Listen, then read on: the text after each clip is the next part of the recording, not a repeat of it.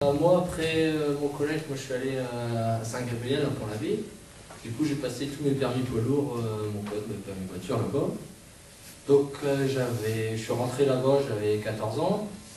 À 14 ans et demi, j'avais déjà mon permis voiture, mon code. Et pour 16 ans et demi, j'avais tous mes permis. Poids lourd, super lourd. Après mes 16 ans et demi, je suis venu ici à la Porte Ouverte. Et puis, j'ai fait mes 3 ans de bac pro. Et après mes 3 ans de bac pro, là maintenant je suis à mi-temps chez moi. Donc mes parents ont des porcs et puis des vaches à étendre et 90 hectares de terre. Et l'autre mi-temps, je suis chauffeur routier, donc je fais la ramasse de bêtes. Donc pour l'instant, je fais la ramasse de bêtes et dans quelques temps, je ferai les ramassages et transports de chevaux de course aussi. Pour l'instant. Voilà, donc vous voyez que les parcours ils sont un petit peu différents. De la même façon, Manu, tu peux nous dire un petit peu aussi comment tu es arrivé ici, et puis comment tu es arrivé à finir par un bac pro, quoi. Déjà, je ne savais pas trop quoi faire plus tard. Si, dans l'agriculture, ça c'était sûr, mais soit en élevage ou en ETA. Du coup, j'ai voulu faire un CAP après ma troisième. Donc, mes stages, je les ai faits en ETA. Donc, voilà, pour voir qu'est-ce que ça donnait, qu'est-ce que c'était l'ambiance et tout ça. Et ensuite, après le l'ETA, j'ai voulu faire après les CAP, une fois que j'ai eu mon examen, j'ai voulu faire un bac pro. Et déjà, pour avoir le bac pro, déjà, si on veut s'installer plus tard, déjà on a des aides, donc déjà c'est un avantage. Et ça permet d'acquérir des connaissances en toute matière.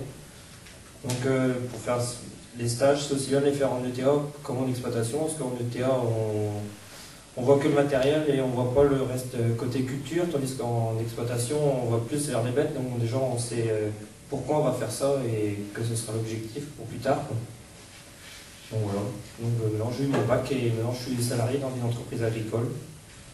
Et après mon projet c'est de m'installer en exploitation, mais bon, donc voilà. Donc là tu es en ETA. Ouais, je suis en ETA. Alors Kevin, lui, ça date un tout petit peu, ça fait 8 ans. 8 ans. 8 ans que je suis ici. Ouais. Voilà. Alors, si tu peux aussi nous présenter un petit peu ton parcours, pourquoi tu es venu ici, qu'est-ce que ça a pu aussi t'apporter, mais on reviendra là-dessus. Hein. Et puis voilà, je te laisse la parole. Moi, donc, j'ai fait mon BEP ici, après j'ai fait mon bac pro, et... Et puis suivi d'un CS que vous faisiez à l'époque, que vous ne faites plus, je crois, aujourd'hui. Et donc, pour le coup, j'avais fait mes formations, mes stages en ETA, en exploitation agricole aussi. L'avantage de faire dans une ferme, je trouvais, c'était de comprendre pourquoi tu fais ton travail aussi de telle manière, chose que quand tu fais que en ETA, on ne sait pas pourquoi, des fois, pourquoi tu le fais comme ça et pourquoi pas d'une autre façon. Après, donc le CS, j'avais été chez Claude d'abord. Là, donc je voulais avoir... Donc là, tu étais mécano pendant combien de temps? J'ai fait 11 mois là-bas chez Claude. L'intérêt que je voyais derrière ça, c'était d'approfondir en mécanique avant d'aller travailler en ETA. Et donc après, j'ai dû faire 6 ans et demi en ETA, donc chez Bugel à Saint-Denis. Et puis en janvier 2012, j'ai repris la SARL Corbeil à Diréno. Et depuis voilà quoi. Donc tu as repris cette entreprise associée avec un ancien élève ici. Tout à fait. Ici. Ouais. Vous êtes à deux sur... On est à deux sur le terrain. Voilà. Donc on reviendra sur ton parcours tout à l'heure. Donc moi je voudrais vous poser la question. Je voudrais vous poser la question de savoir, c'est peut-être pas facile pour vous parce que vous n'avez pas encore un recul peut-être très très grand, mais quand même essayer de savoir ce que ça vous a apporté, quoi. Alors vous savez, on vous a entendu, vous êtes scolaire, sorti de pas depuis longtemps, quoi. Mais je pense qu'il vous est quand même resté, il ne vous restera pas tout, mais il vous est resté, je pense, un certain nombre de choses, il vous restera un certain nombre de choses. Donc essayez de faire le point un peu sur ce que vous ont apporté vos différents séjours ici, en termes d'apprentissage, de savoir. Qu'est-ce que vous avez pu retenir de tout ça?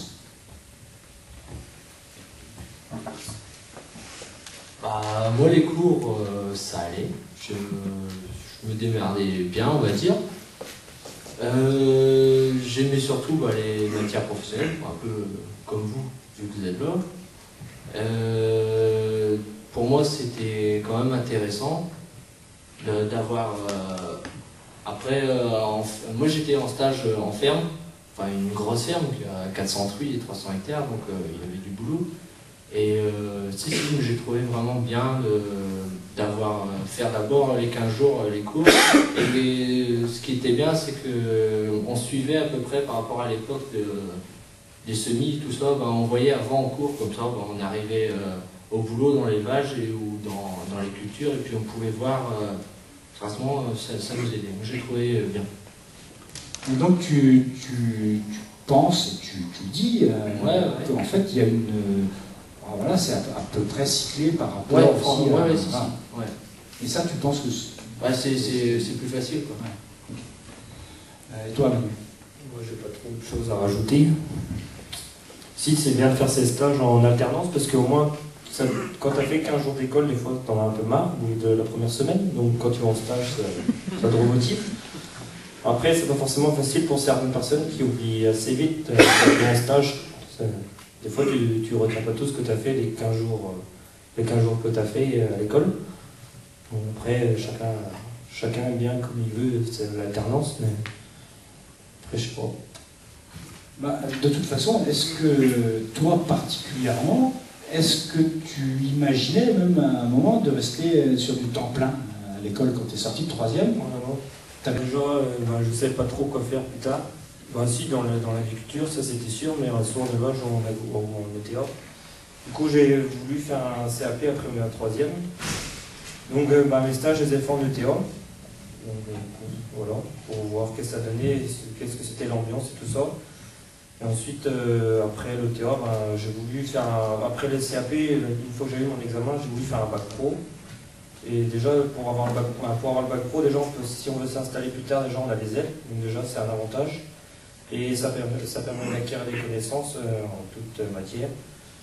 Donc pour faire les stages, c'est aussi bien de les faire en ETA comme en exploitation, parce qu'en ETA, on voit que le matériel et on voit pas le reste côté culture, tandis qu'en exploitation, on voit plus vers les bêtes, donc déjà on sait pourquoi on va faire ça et que ce sera l'objectif pour plus tard.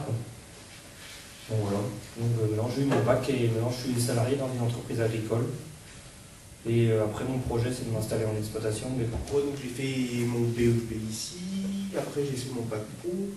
Et donc, pour le coup, j'avais fait mes formations, mes stages en ETA, en exploitation agricole aussi.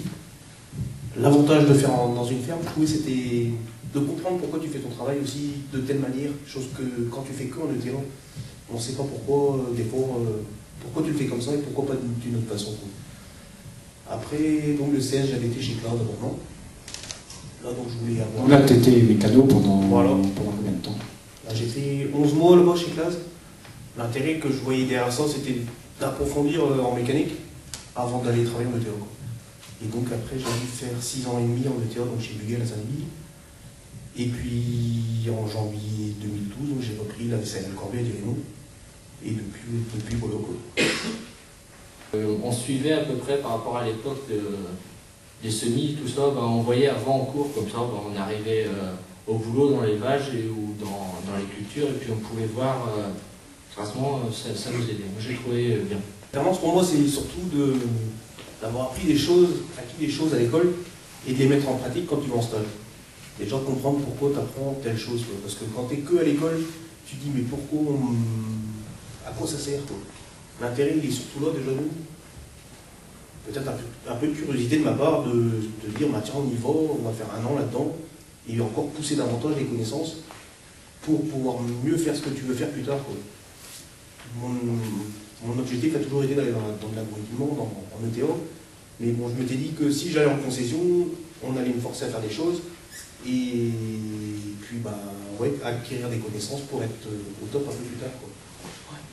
Oui, mais ta formation agroéquipement, c'était pas une formation vraiment du mécano, quoi. Non, c'était pas bon, même si vous en avez fait, mais c'était pas ça à la base. Est-ce que ça a été vraiment handicapant pour toi? Pas du tout. Non. Bon, ça fait. Ouais, c'est bien d'entendre ça. Pas du tout. Toi, c'est vrai que tu étais un peu branché. Ouais, j'ai toujours aimé les deux. Voilà.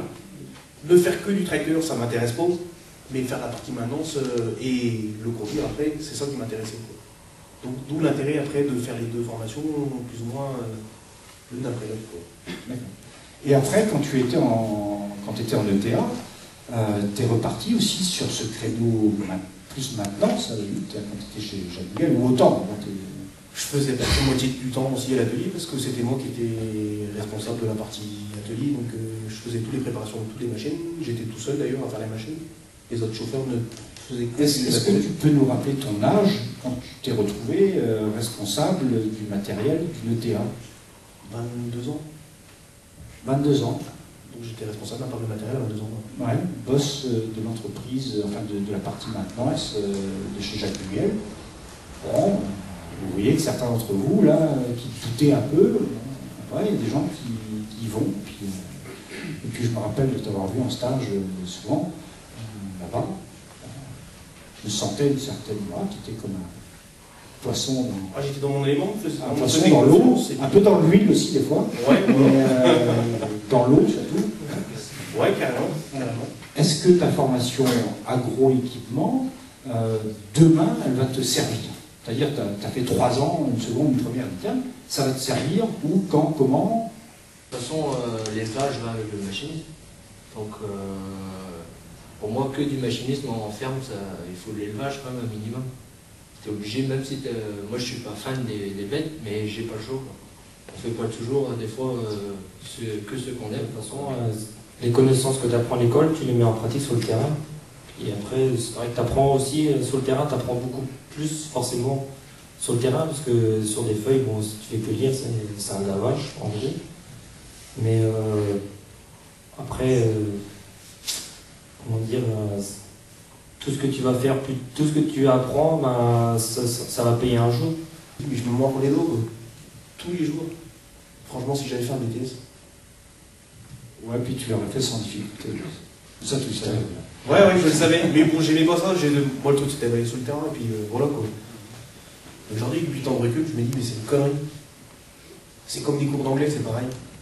C'est pareil. Alors là.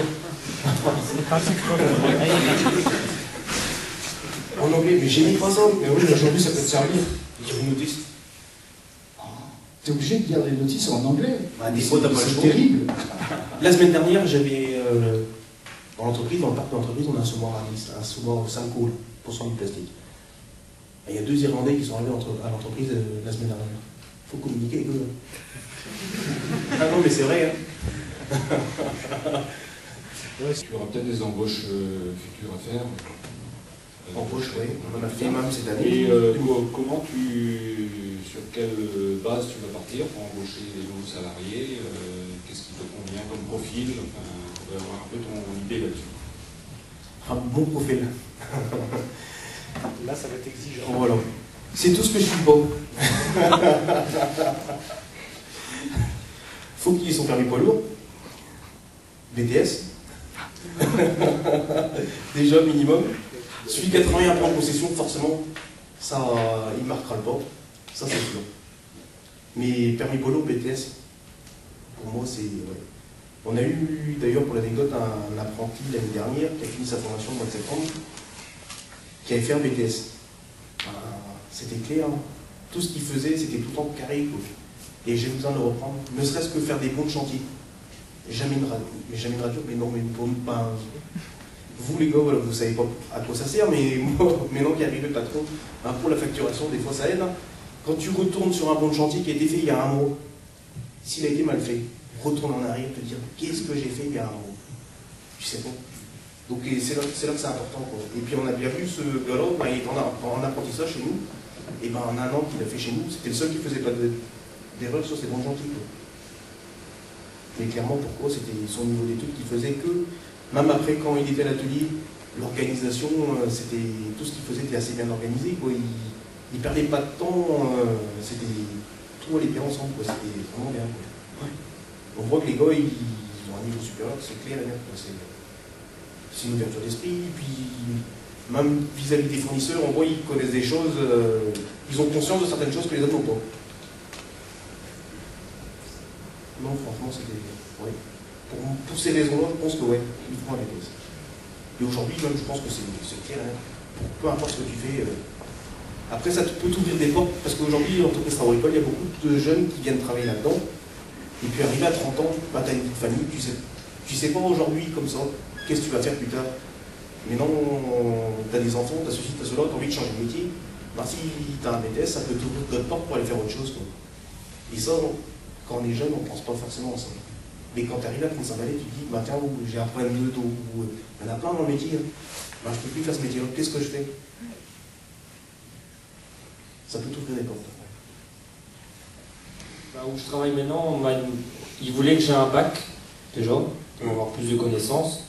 Après, il m'a embauché grâce à du bouche à oreille aussi, avec les voisins et la famille, tout ça. Donc après, c'est sûr, il faut avoir des diplômes, faut avoir un maximum de diplômes pour trouver du boulot, mais non, ça c'est clair. Parce qu'un patron n'ira pas chercher un feignant ou quelqu'un qui a le moins de diplôme. Plus il sera formé, moins le patron aura à dire derrière. Donc c'est tout bénéfice pour vous, mais dans les gars. Face à nous, qui nous parle de plus en plus d'agronomie, quand on commence à toucher TCS et tous ces trucs-là, c'est vrai que si tu as un entrepreneur qui est en face de toi qui refuse à ça, forcément il n'y a pas de compatibilité, donc forcément le client il ne peut pas travailler avec toi, ça c'est sûr. En agronomie, il faut sûrement connaître un rayon, en élevage d'ailleurs aussi, parce que tout simplement, quand tu es venu chez nous, je t'avais dit ça aussi, pourquoi on broie du maïs à 17, pourquoi pas 22, pourquoi pas 14? À chacun son jour. Et puis, et en mécanique, ben forcément. Un stagiaire, là, aujourd'hui, il est arrivé chez nous, il m'a dit, je ne ferai qu'un bac. Et je lui ai dit, mon petit gars, non, certainement pas, autrement tu n'iras pas chez nous. Aujourd'hui, il a changé un peu son discours, je voyais ses notes à l'école, elles ont bien monté, hein, et puis là, aujourd'hui, il dit, ouais, je vais peut-être faire un BTS.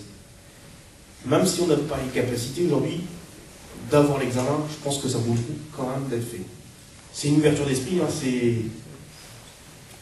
le diplôme c'est une chose, mais ne serait-ce que vivre l'expérience, je pense que ça vaut le coup.